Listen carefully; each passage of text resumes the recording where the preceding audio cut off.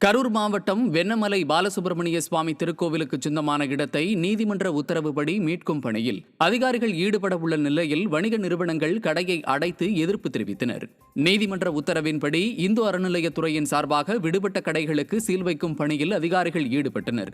அங்கு போலீசார் குவிக்கப்பட்டதால் பரபரப்பு ஏற்பட்டுள்ளது.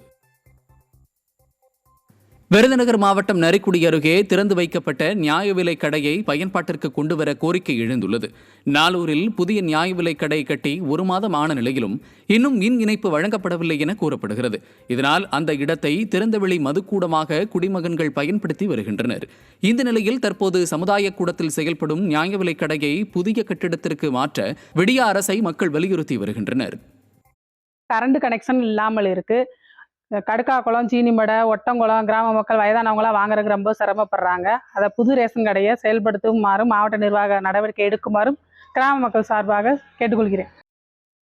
கடலூர் மாவட்டம் பண்ருட்டி அருகே தொல்லியல் ஆய்வில் 2000 ஆண்டுகள் பழமையான சுடுமண் குடுவை மற்றும் குறியீட்டு ஓடுகள் கண்டெடுக்கப்பட்டுள்ளது.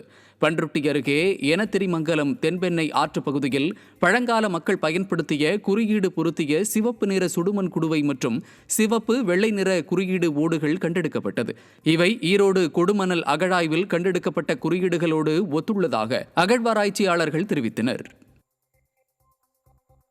ராணிப்பேட்டை மாவட்டம் ஆற்காடு அடுத்த கலவை பகுதியில் ஹார்ட்வேர் மற்றும் பெயிண்ட் கடையில் ஏற்பட்ட தீ விபத்தில் பல லட்சம் ரூபாய் மதிப்பிலான பொருட்கள் எரிந்து சேதமடைந்தன.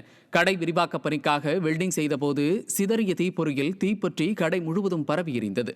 தகவலின் பேரில் வந்த ஆற்காடு மற்றும் கலவை தீயணைப்பு துறையினர் போராடி தீயை அணைத்தனர். கிருஷ்ணகிரி மாவட்டம் ஓசூர் அருகே பர்னிச்சர் தொழிற்சாலையில் திடீரென தீப்பற்றி எரிந்து அப்பகுதி முழுவதும் கரும்புகை சூழ்ந்து பரபரப்பான சூழல் நிலவியது. அவலப்பள்ளியில் செயல்பட்ட தொழிற்சாலையில் வைக்கப்பட்டிருந்த பர்னிச்சர் தயாரிக்கப்படும் மரங்கள், இயந்திரம், மூலப்பொருட்கள் தீப்பற்றி எரிந்தன. தகவலின் பேரில் தீயணைப்புத் துறையினர் 1 மணி நேரத்திற்கு மேலாக தீயை போராடி அணைத்தனர். இருப்பினும் 1 கோடி ரூபாய் மதிப்பிலான பொருட்கள் தீயில் எரிந்து சேதமானதாக தெரிவித்தனர். திருப்பூர் மாவட்டம் உடுமலை சட்டமன்ற தொகுதியில் 15 லட்சம் ரூபாய் மதிப்பிலான வளர்ச்சி திட்டப் பணிகளை அதிமுக முன்னாள் அமைச்சர் தொடங்கி வைத்தார். சிஞ்சுவாடி ஊராட்சியில் சிமெண்ட் கான்கிரீட் தளம் உள்ளிட்ட 15 லட்சம் ரூபாய் மதிப்பிலான பணிகளுக்கு பூமி பூஜை நடைபெற்றது. இதில் முன்னாள் அமைச்சரும் திருப்பூர் புறநகர் மேற்கு மாவட்ட கழக செயலாளருமான உடுமலை ராதாகிருஷ்ணன் பங்கேற்று தொடக்கி வைத்தார். இதில் கழக நிர்வாகிகள் பலர் பங்கேற்றனர். கரூர் மாவட்டம் குளித்தலை அருகே துணை வட்டார வளர்ச்சி அலுவலர் மீது நடவடிக்கை கோரி போராட்டம் நடைபெற்றது. கிருஷ்ணராயபுரம் வட்டார வளர்ச்சி அலுவலர் தட்டச்சர் சரவணன் ஒரே நாளில் 920 மனுக்கள் தட்டச்சு செய்ய நிர்பந்திக்கப்பட்டுள்ளார். இது தொடர்பாக துணை வட்டார வளர்ச்சி அலுவலர் அன்புமணி அவரை ஒருமையில் பேசி கன்னத்தில் அறைந்ததாக கூறப்படுகிறது.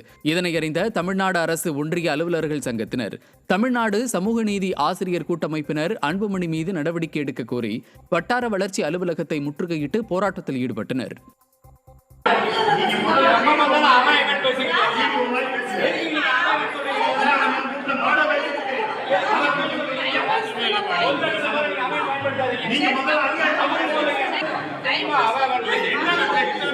ரிப்போர்ட்